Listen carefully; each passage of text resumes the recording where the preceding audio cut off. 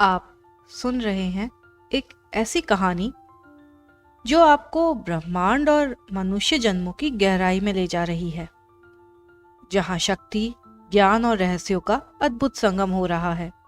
नमस्कार दोस्तों, मैं आपकी कथा मित्र मारुति आपका स्वागत करती हूँ मारुति की कहानियों में, जहां आप सुन रहे हैं वाचस शालिनी महेचा जी की लिखी पुस्तक रुद्राक्ष पूर्वजन्म या पुनर्जन्म। और पिछले अध्याय में हमने देखा कि रुद्राक्ष को अपना पिछला जन्म याद आ चुका था। वो जान गया था कि वो कौन है और उसका पेंडिंग कर्मा कौन सा है। तो आज का अध्याय शुरू होता है मयूर महल से, जहां रुद्राक्ष अपने माता पिता से मिलने के लिए काफी सालों बाद लौटा है।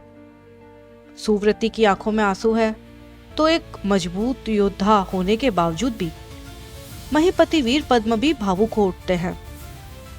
मिलन का एक ऐसा क्षण मानो वर्षों की तपस्या का फल मिल गया हो, परंतु शांति के इन पलों में भी अनकही चिंताओं और सवालों का सामना करना अभी बाकी था।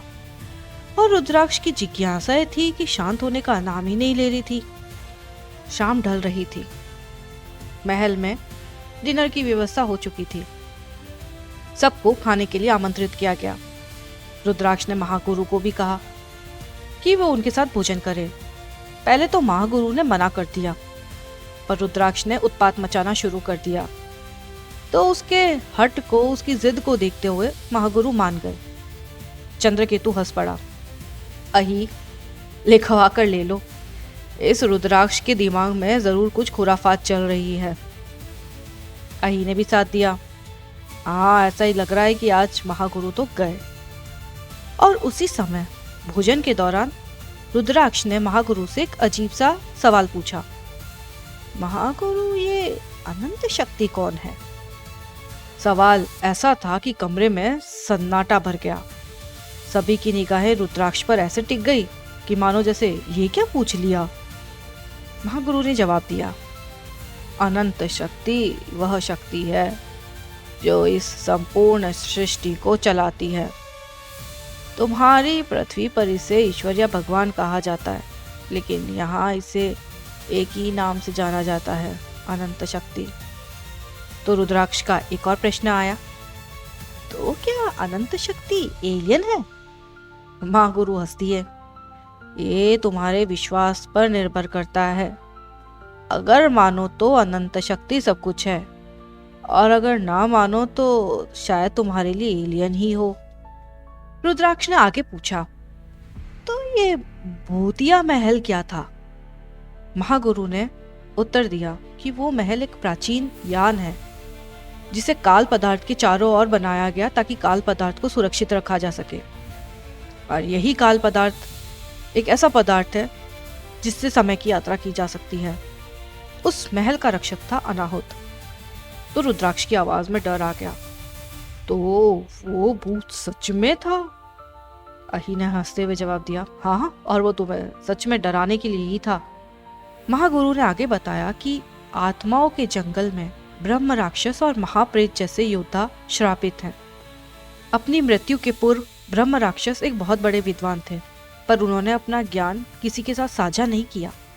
और वही महाप्रेत भी अपनी मृत्यु से पहले एक वीर योद्धा थे, पर उन्हें अपनी तलवार से इतना मोह था कि वो अपनी तलवार किसी को देना ही नहीं चाहते थे। इसलिए उनकी गलतियों के कारण उन्हें श्राप दिया गया। अब वे आत्माओं के जंगल के रक्षक हैं।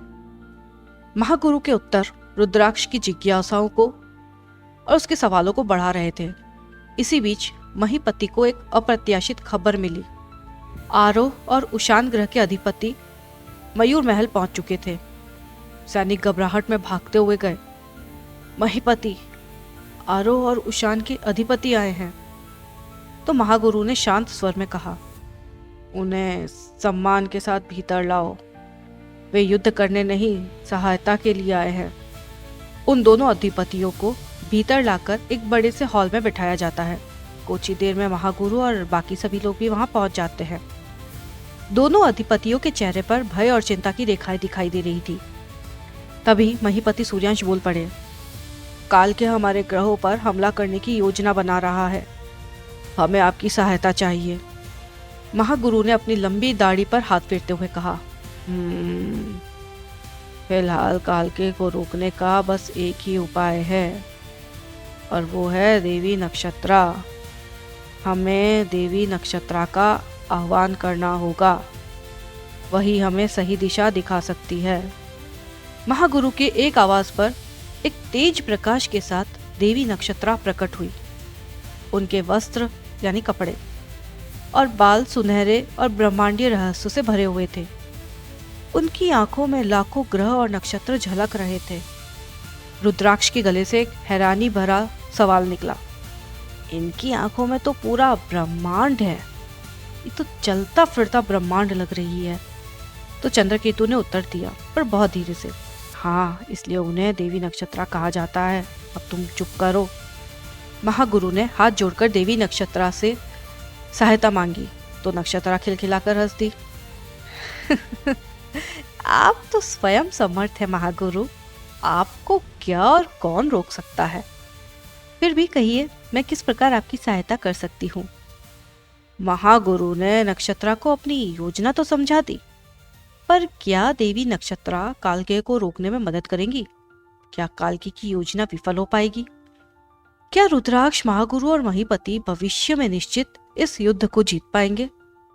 जानने के लिए सुनते रहिए मारुति की कहानियां। मैं आपकी कथा मित्र मारुति मिलती हूँ अगले अध्याय में। तब तक स्वस्थ रहें, मस्त रहें, खुश रहें।